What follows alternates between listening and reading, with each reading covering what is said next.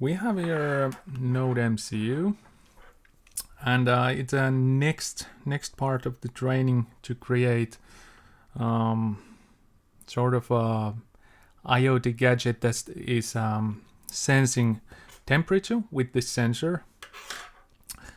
We can read it with this display, and this NodeMCU board is sending the data to server. The server we are going to construct later, but in this part we are going to check the wiring, how to wire up this, and we are going to a little bit look at how the code is constructed in well, we are going to create Lua code inside of this, and we are going to watch or I'm going to show you how to create code to read this sensor, how to send data to this display, and how to send the data to the server, and how that all works inside of this little board. Little bit about this board. So it's called NodeMCU. I don't quite remember what the dev version this was. I think this is 4 megabytes. It has a very little of memory inside of it, and it has 2 buttons. Has a flashing button and a reset button.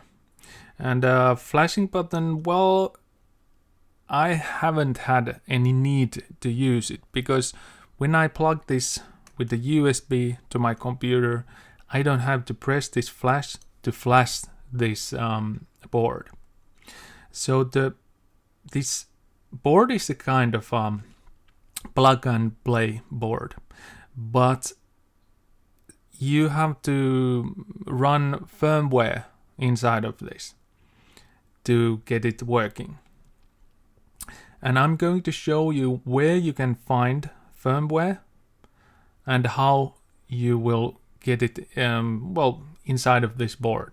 So if you plug this into your computer, it doesn't have anything. If it's just a new board, it doesn't have anything inside of it. Maybe your computer doesn't even recognize it, and it needs drivers. But to get it working with our software that we are using, this eXplorer, we need firmware for this. Okay, we are going to do that next, and but we could check how to wire this up. So it may look a little bit messy, but actually it doesn't have too many wires, and it's pretty simple to explain. So if we first go through this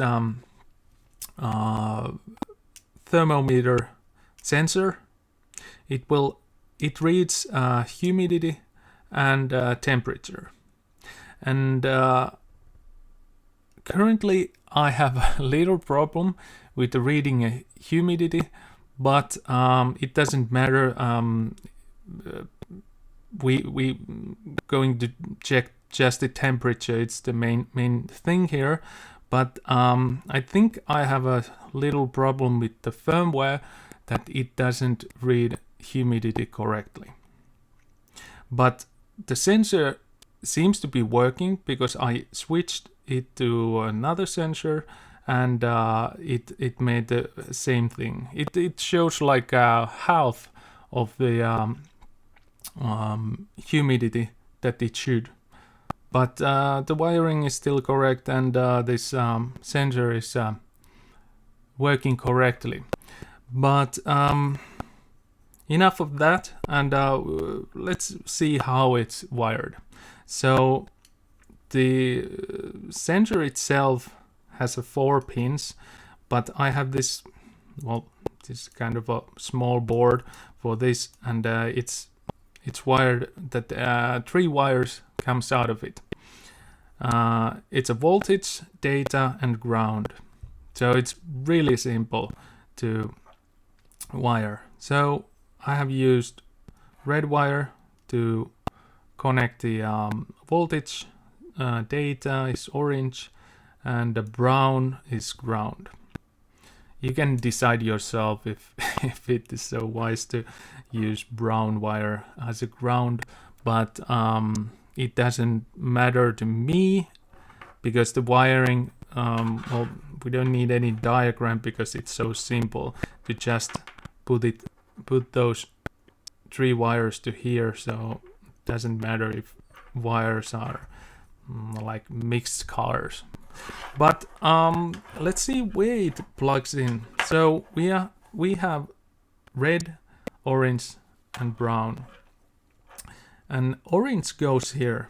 There is another orange, but the correct orange is here, and it goes to D3.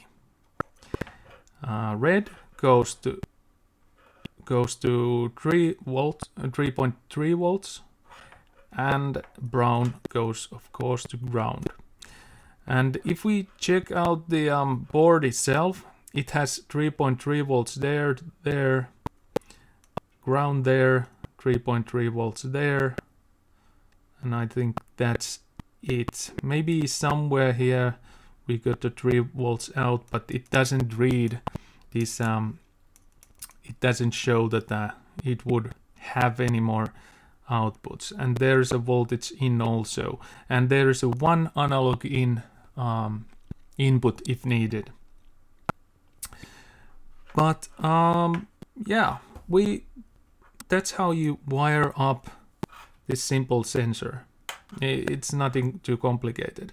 And where you plug it in here depends on, well, you can plug it in the D7 also if you just show to code that it will be the input of this sensor. So you can decide freely where to plug this in. Then we can check the display, because it's the second part of this, although there's a lot of wires here. And we could code first that what this display is, what kind of connections it has. There's a ground, VCC, and then are these 2, SCL and SDA. This is a I2C display, and it works with the 4 wires. So it's really simple. It just shows, well, it's like a black color, like background, and then this is a blue light comes, like a blue LED kind of a display. I think this is a kind of a OLED display, but still it's pretty simple. You can't show any graphics out of this, and it's like a 2-color display. So it's pretty simple. But the wires go, SDA is orange, SCL yellow, VCC is white, and ground is this gray wire. So let's go ground first. We can find any ground pin works, and we have ground pin here, and the gray one goes there, and 3.3 volts white wire goes here to here. So it's plugged into this VCC that works with the 3.3 volts. And then SCL, yellow wire, goes into this side. And we have it in pin D2. And then we have wired SDA, orange wire, that goes to, let's watch it closely, going to D1. And again, you can decide whichever pin you want to. I have understood that also this side has these D pins, although those are marked different way.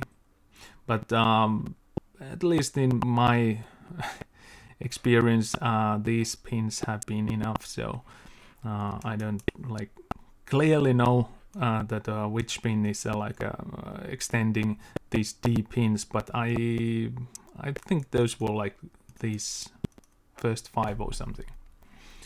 But that was analog pin for sure. So yeah, it's a lot of wires. This one is just hanging there, so it doesn't work. And yeah, this is the board that we are going to use. And we have this micro USB port here, and we are going to plug in to our computer through that. We are going to install drivers for this, and then we are going to start coding.